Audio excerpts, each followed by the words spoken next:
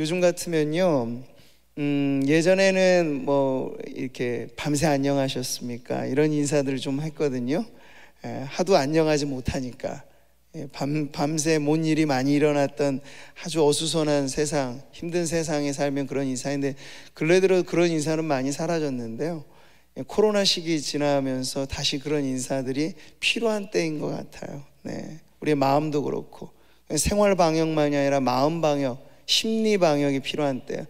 코로나 블루라는 말을 자주 들으시잖아요. 근 1년새 통계를 보니까 우울증, 공황장애, 불면증, 불안장애, 이런 마음의 병들을 앓고 계시는 분들이 꽤나 많다 하는 거예요. 근데 이게 잘 처리가 안 되면은 코로나 블루에서 레드로 옮겨져요. 코로나 레드는 뭐냐면 이 분노장애, 분노를 막 그냥 묻지마식으로 표출해 버리는 거예요. 그러니까 사회가 매우 불안정해지게 되는 거죠. 그러니까 이럴 때일수록 우리 마음의 안정이 사실 필요하고, 성도들에게는 영적 방역이 까지가 사실 중요한 문제겠죠. 자, 그런 차원에서 오늘 하나님께서는 어떤 시기보다도 우리에게 절실하게 요청되어지는 이 위로에 대한 말씀을 오늘 들려주시는데요, 이 위로의 말씀을 통해서 오늘 예배하는 성도님들 위로의 은혜를 듬뿍 받으시기를 축복합니다. 자, 오늘 우리가 읽은 고린도 후서는 사도 바울이 고린도 전서, 그리고 우리 성경책으로 딱 기록되어 있는 건 후서, 이렇게 두 편의 편지가 고린도 교회에 쓰여진 서신이죠. 근데 이 두 편지를 읽어보면 그 사이에 어떤 하나 있었지만 우리에게 전해지지는 않는 또 하나의 편지가 있다는 것을 추측해 볼 수 있어요. 이런 말씀에서 그렇죠. 내가 마음에 큰 눌림과 걱정이 있어 많은 눈물로 너에게 썼노니, 이름하여 눈물의 편지가 있습니다. 이것은 전서 이후에 또 한 번 쓴 편지를 의미하는데요, 거기에 이제 바울이 교회를 사랑하는 마음에, 교회가 그렇게 되면 안 된다 하는 어떤 문제 상황들이 많이 있으니까, 우리가 전서를 읽어보면 그런 상황들이 나오거든요. 거기에 대해 목회적인, 때로는 정말 가슴 치는 막 훈계도 하고 아주 마음에 듣기에는 뼈 아픈 소리도 막 하고 그랬던 것 같아요. 바울 자신도 눈물을 흘려가면서. 그랬더니 그 편지를 받은 고린도 교회 성도들 역시도 울면서 하나님 앞에 회개하고, 내가 이렇게 살아선 안 되겠구나 하는 그러한 변화들이 일어나게 된 거죠. 그 소식을 전해 듣고 다시 쓴 편지가 바로 고린도 후서예요. 그렇기 때문에 이 편지는 시작에서부터, 우리가 오늘 읽은 것이 첫 머리에 해당되는, 보통 서신의 형식으로 보면 이 부분에 송영이라고 하는 게 들어가요. 하나님께 영광을 돌리는, 그래서 하나님 찬송하리로다 이렇게 시작하는 대목이잖아요. 근데 여기에 위로라는 이 말이 엄청나게 많이 반복이 되는 건 바로 바울 자신의 마음이, 내 사랑하는 성도들이 정말 하나 가득 위로를 받았으면 좋겠다 하는 그런 마음이 지금 담겨져 있는 거죠. 신약 성경에 절대 많은 부분을 우리 바울의 서신서가 장식을 하고 있는데, 그 중에 25번 정도 위로라는 말이 통틀어서 쓰였어요. 근데 그 중에 고린도 후서에만 17번, 그 중에 서두, 우리가 읽은 본문에만 10번이 여기 집중되어 있으니, 지금 이 대목은 이 자체로도 위로의 편지라 할 만한 매우 위로 충만한 그런 메시지라고 하는 걸 알 수 있죠. 그 당시 바울과 고린도 교회 사이에만이 아니겠죠. 오고 오는 모든 세대 교회가 이 편지를 읽을 때 하나님의 마음을 우리는 읽을 수 있는 거예요. 하나님은 험한 세상 나그네처럼 살아가는 성도들이 위로받기를 원하시는 겁니다. 그래서 이 위로의 메시지가 이렇게 시작이 되는 거죠.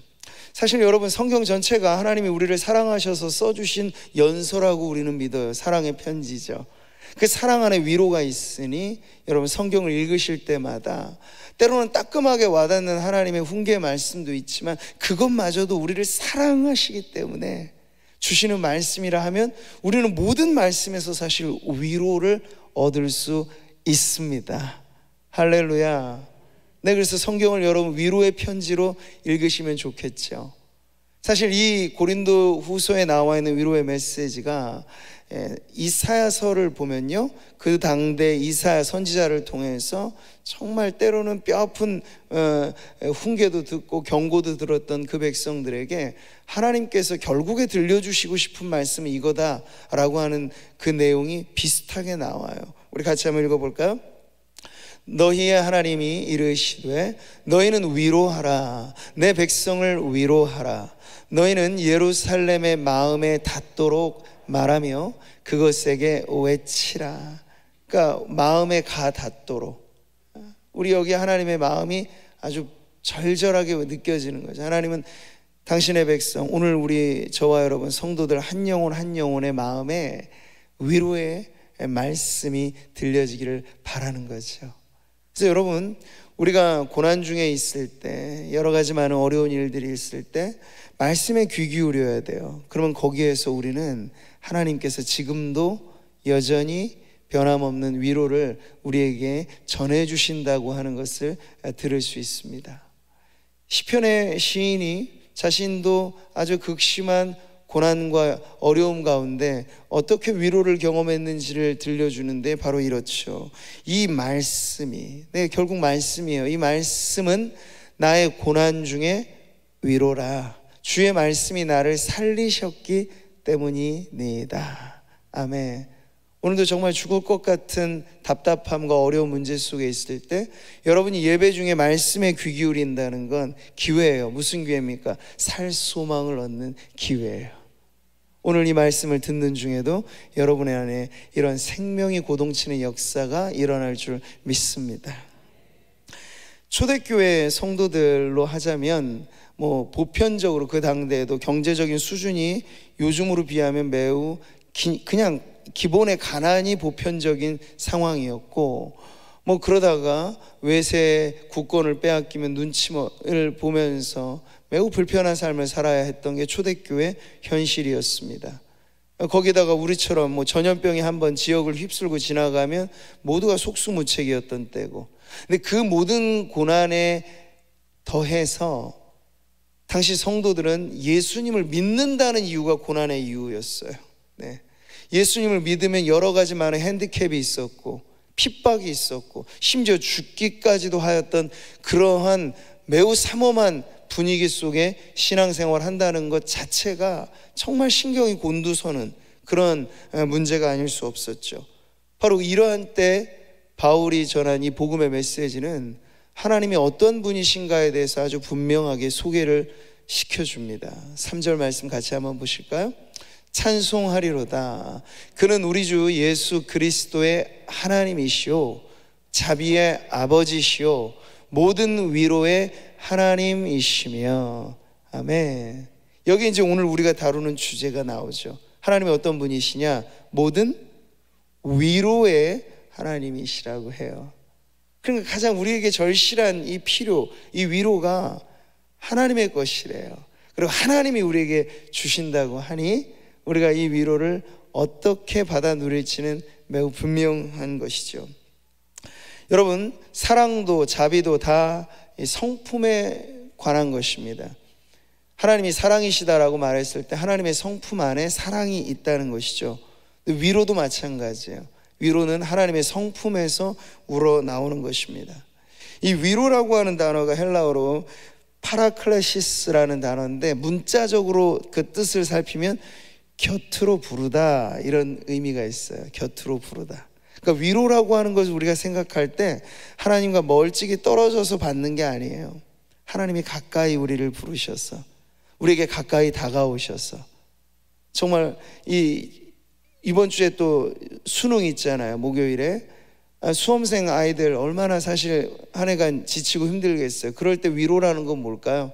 부모가 말없이 가서 쓱 안아주고 따뜻하게, 너 그래 수고 많았어, 겁내지 마, 있는 실력 가지고 그냥 해도 결과는 하나님께 맡기고, 이런 어떤 이야기들이 사실은 수험생 자녀들에게 위로가 되겠죠. 가까이서 안아주고 속삭이듯 들려지는. 그러니까 하나님의 위로가 무슨 천둥과 우레소리처럼 그렇게만 들리는 게 아니고 아주 부드럽게 그렇게 우리에게 다가오는 것이다 하는 것을 가르쳐 주죠. 제가 지난 주일에도 우리가 이제 지혜가 필요한 시대를 사는 거예요. 위드 코로나라는 건 어려움이 늘 상존하고, 뭐 코로나19 넘버가 지금은 19지만 뭐 22, 23 이렇게 매겨질 가능성이 있는 그러한 우리 시대를 살아갈 때 어떻게 하면 우리가 슬기롭게 이 위험한 세상, 위기의 시대를 극복하겠는가 했을 때 위드 코로나만 가지고는 안 된다 그랬죠? 코로나만 같이 붙들고 산다고 답은 없어요. with God 해야 된다 그랬어요. 하나님과 함께, with Christ, 그리스도와 함께. 그리고 하나 또 뭐 있죠? with church, 교회와 함께 살아갈 때 우리가 이 코로나라고 하는 어려운 시기를 힘있게 이어갈 수 있는데, 바로 그 안에 위로가 있는 거예요. 하나님 곁으로, 하나님과 가까이, 하나님과 동행하면서 우리는 하나님이 본디 위로의 하나님이시다 하는 것을 맛보아 알게 될 것입니다. 자, 오늘 그 위로가 임하는 시점에 대해서 성경은 가르쳐 줍니다. 앞서 말씀드린 것처럼 초대교회는 기본에 깔려 있는 게 고난이었어요. 우리는 2년이라고 하는, 물론 그 이전에도 개개인적으로야 늘 여러 가지 많은 어려움들은 있게 마련이지만, 우리는 그래도 지금 집중돼서 이 코로나 시작과 아직 끝이 아닌 이 상황에 딱 묶여져 있잖아요. 발목이 묶여져 있고 사회적으로 묶여져 있고, 자유롭게 여행이나 합니까? 무역이 자유롭습니까?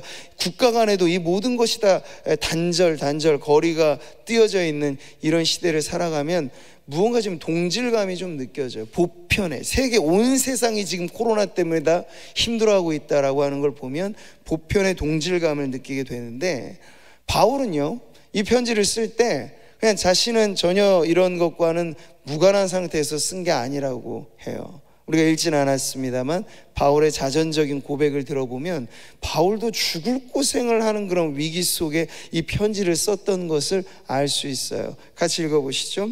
힘에 겹도록 심한 고난을 당하여 살 소망까지 끊어지고, 우리는 우리 자신이 사형 선고를 받은 줄 알았으니. 그럼 오직이나 힘들었으면 이런 말 했겠습니까? 나 이제 죽겠구나 한 거예요. 누가? 바울이 말이죠. 이제 하나님 나 천국에 부르시나 보다, 이렇게 생각할 정도로 완전히 소망의 줄이 딱 끊겨버린 상황. 이게 편지를 쓸 당시에 바울의 상황이었어요. 그러니까 편지를 쓰는 사도도 편지를 받는 교회도 모두가 다 힘들어하는 시기에 전하여진 메시지가 바로 위로의 말씀이다 하는데 큰 의미가 있는 거죠. 자, 여러분 4절의 말씀을 한 번 더 보실까요?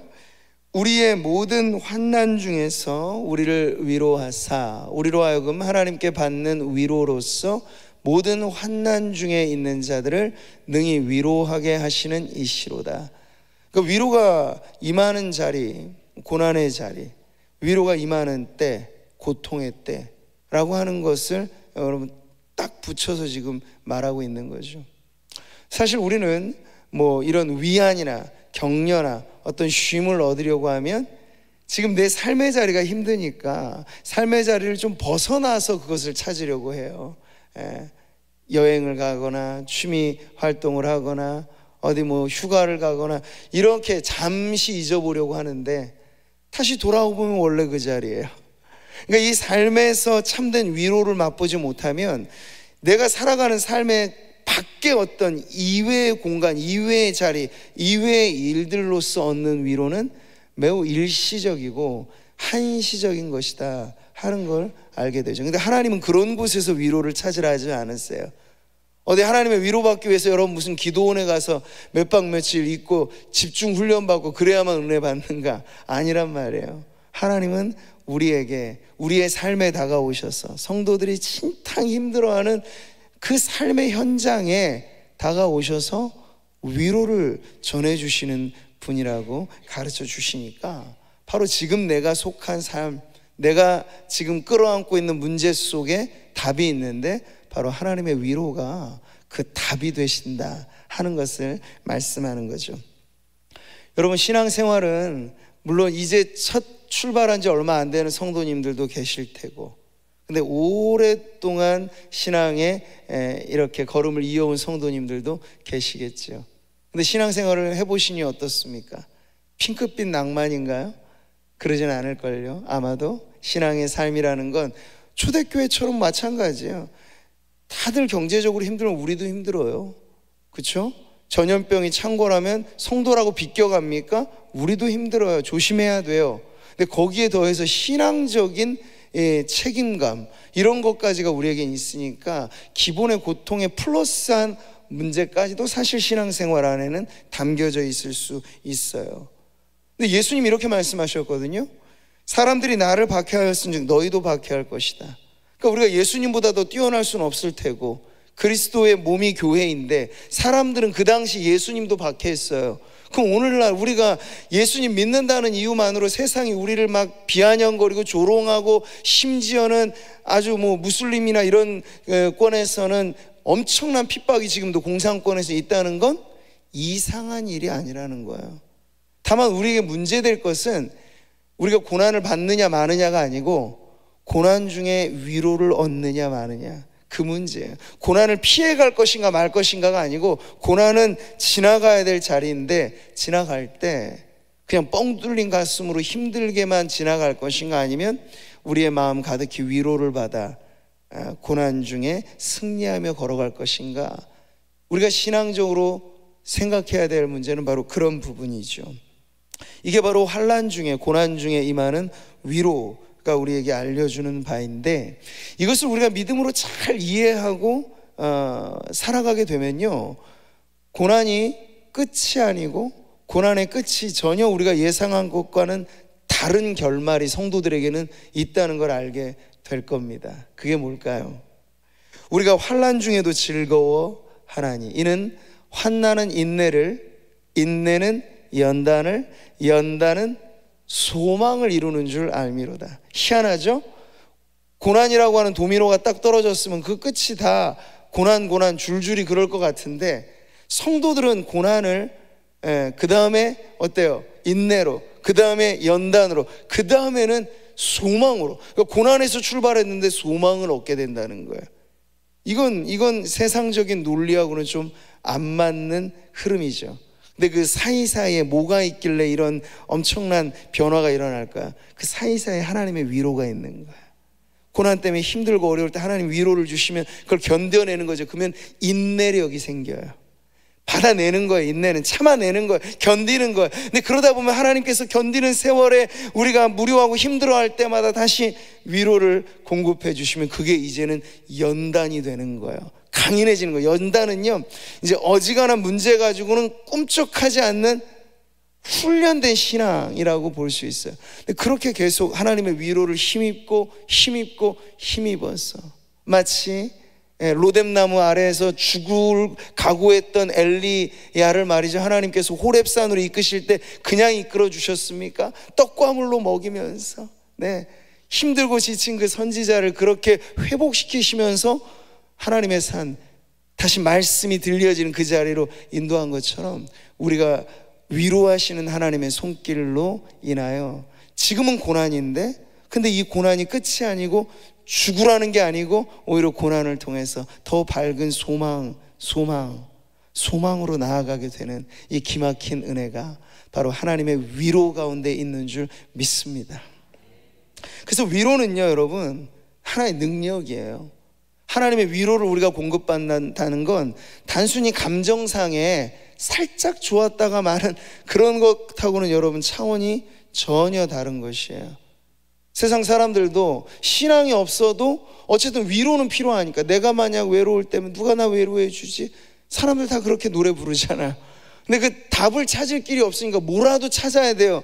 그래서 위안거리를 찾고 오락거리를 찾고 취미거리를 찾고, 그것도 안 되면 약을 복용하고. 왜 연예인들 프로포폴이라는 그런 마취제를 거의 마약식으로 중독해서 쓰는 겁니까?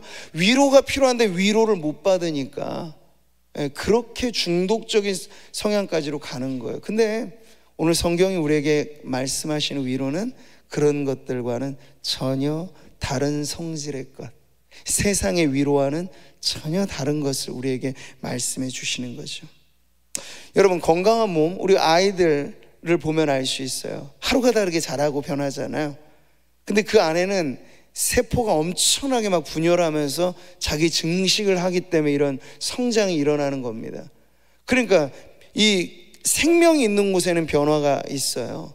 근데 하나님의 위로도 이와 같은 변화를 일으키신다 하는 건데, 어떤 변화일까요? 그게 오늘 4절의 말씀에 그 변화를 볼 수 있죠.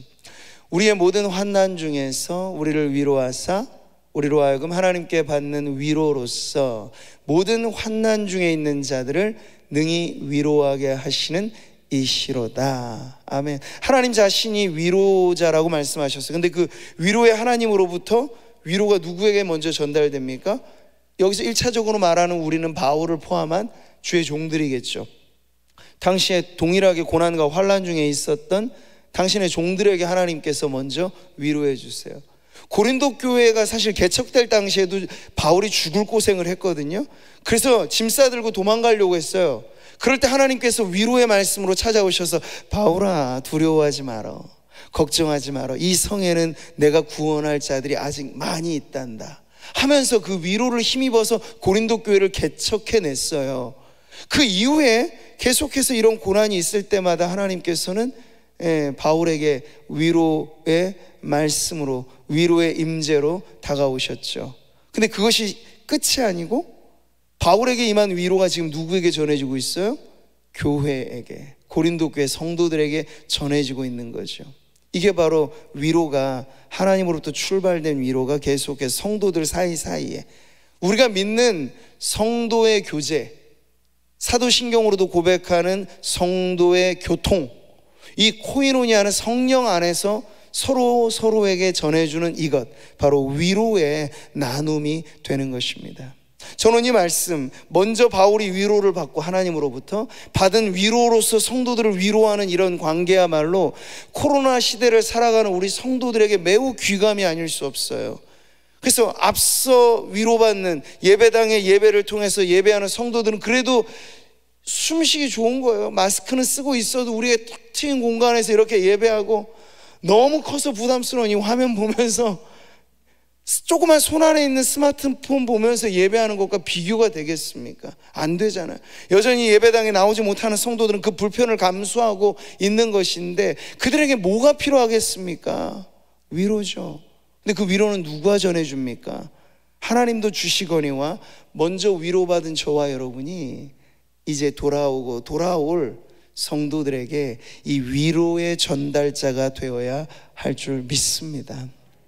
위로는 누가 나눌 수 있냐면 위로를 받은 사람이 나눠줄 수 있어요. 마음에 상처가 아문 사람이 누군가를 치유해 줄 수 있어요.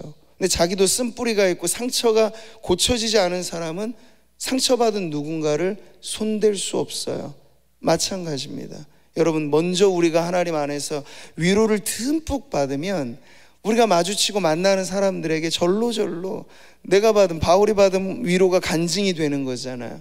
그런 것처럼 성도님들이 예배 중에, 코로나 시기에도 내가 성도들과 함께 예배하는 그 현장에서 하나님의 위로를 얼마나 경험하는지 모릅니다 라고 하는 그 고백이, 이것을 들음으로 용기를 얻고, 아 그래요?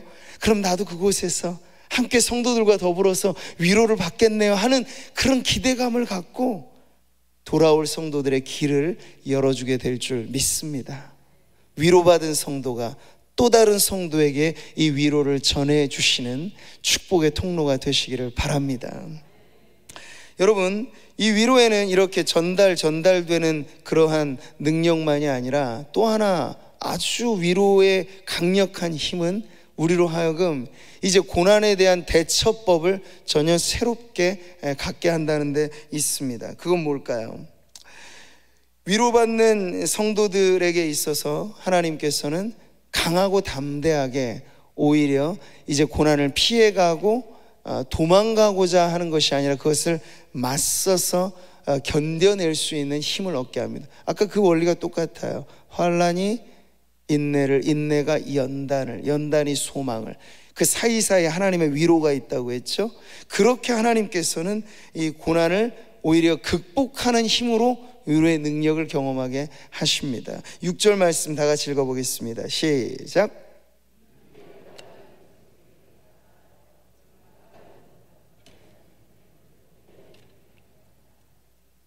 뭐라고 말씀하시나요? 고난을 너희도 견디게 하느니라. 무엇이요? 위로가 너희 속에 역사하여서. 이게 하나님의 위로의 능력이라는 거죠. 자, 그래서 우리는 위로받은 성도로 살아갈 때 고난을 회피하는 것이 아니라, 왜 고난 중에 받는 위로를 아는 성도는 더더군다나 그래요. 고난을 회피하고 피해가려는 게 아니라, 근데 이상한 건 고난은 피해가면 피해갈수록 따라붙어요. 우리가 피해가는 속도보다 따라붙는 속도가 더 빠르다는 걸 우리는 알아요. 도망가서 능사가 아니라는 거죠. 세상에서 힘들고 하면 속세를 떠나면 그러면 좀 해결될까? 나는 자연인이다 하고 막 가면 거기에서는 고난이 없을까? 있어요. 어디 가나 사람 사는 곳에 고난 없는 곳은 없어요. 그러니 오히려 고난의 현장과 고난이 찾아오는 때에 하나님 내게 위로 주심은 이 고난을 견디고 싸우고 이겨낼 수 있는 힘을 주심이라 믿고 그렇게 더 담대함을 가지고 나아가는 게 하나님께서 우리에게 위로를 주시는 목적이라고 하는 거예요. 여러분, 그래서 바울은 이제 고난과 위로를 떨어뜨리지 않습니다. 오히려 고난과 위로를 한 줄로 엮어내요.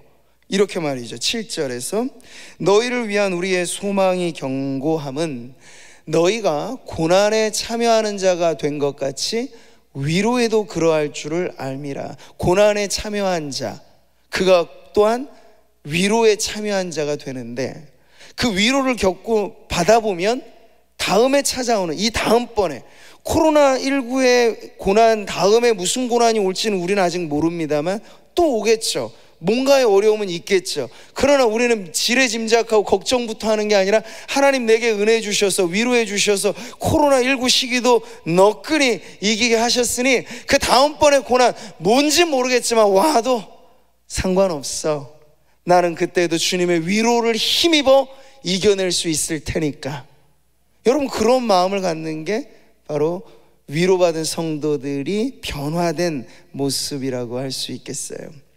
그래서 바울은 이런 것을 자신이 겪고 경험하면서 단련된 믿음을 가지니까 고난을 뭐 군대식으로 말하면 피할 수 없는 고통, 즐겨라, 이 말은 멋들어지지만 그게 즐겨지냐고요? 어떻게 안 된다고요. 근데 늘 사람들의 심리가 고난을, 고통을 피하고자 하는 마음이 있는데 신앙으로 이제 그것을 받아냈을 때 빌립보서에서 바울은 이렇게 말해요. 같이 읽어볼까요?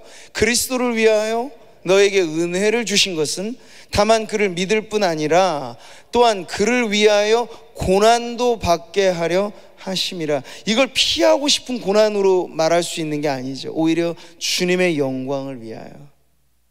그래서 바울은 말하기를 내가 그의 고난에 참여하기 위하여, 그리스도를 얻기 위하여, 그의 죽으심과 살아나신 그 모든 것, 그 십자가와 부활의 영광을 그가 알기 원할 때 바울은 사람의 힘으로는 힘들죠. 고난은 아픈 거니까, 고통은 어려운 거니까. 근데 그럼에도 불구하고 그 안에 십자가의 고난의 의미를 내가 발견하고 깨달을 수만 있다면 난 그 고난마저도 주님의 은혜로 받겠습니다 하는 그런 마음을 지금 여기에 담아주고 있는 거예요. 바울만 그렇게 살라는 얘기가 아니겠죠. 저와 여러분, 예수님의 십자가의 피값으로 구원받은 우리 모두에게 우리의 삶에 찾아오는 여러 가지 많은 고난들은 유일한 그 고난을 가리켜 보이는 방향 표시판이라 할 수 있겠어요. 그러니까 나만 힘들고 어렵고 고통스럽다, 이게 끝이 아니고 내가 어렵고 힘들 때 우리는 그것을 통해서 그리스도를 바라보는 기회를 얻는 거죠. 바로 그런 원리로 지금 바울은 하나님의 위로의 능력이 어느 정도인가 고난을 뚫고 들어가는 돌파력이라고 말해주고 있어요. 여러분, 이런 믿음까지를 갖고 살아가면 세상이 감당할 수 없는 믿음이 되는 것입니다. 바라기는 하나님의 위로하심이 그냥 살짝 우리의 마음만, 예배당 1시간 예배로만 살짝 적셔지고 또 끝나버리는 것이 아니라 여러분의 삶의 현장에서 역사하는 능력, 그 능력을 하나님의 위로로 경험하시기를 바랍니다. 네, 그게 진짜예요. 하나님이 우리에게 주시고자 하는 위로는 바로 그런 위로입니다. 자, 오늘 결론하여서 이 위로 하나님, 변함없는 하나님의 성품에서 우러나오는 것이고 고난의 한복판에 경험할 수 있는 이것, 우리가 어떻게 받아 누릴 수 있겠습니까? 바로 믿음인데요. 그 믿음은 오늘 본문의 정중앙에 위치한 대상을 바라보게 하는 믿음이에요. 오늘 정중앙에 있는 5절의 말씀을 같이 한번 읽겠습니다. 그리스도의 고난이 우리에게 넘친 것 같이 우리가 받는 위로도 그리스도로 말미암아 넘치는도다. 아멘. 네. 그러니까 그리스도인, 이 말은 이미 우리는 숙명적으로 그리스도와 떨어질 수 없는 관계에 있다는 거야.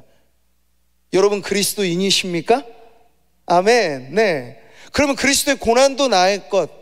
근데 그게 끝이 아니라는 거야. 그리스도의 위로 또한 나의 것이 되는 그러한 축복이 우리 모두에게 있습니다. 우리는 바로 그 믿음을 갖고 살아야 하는 것이죠.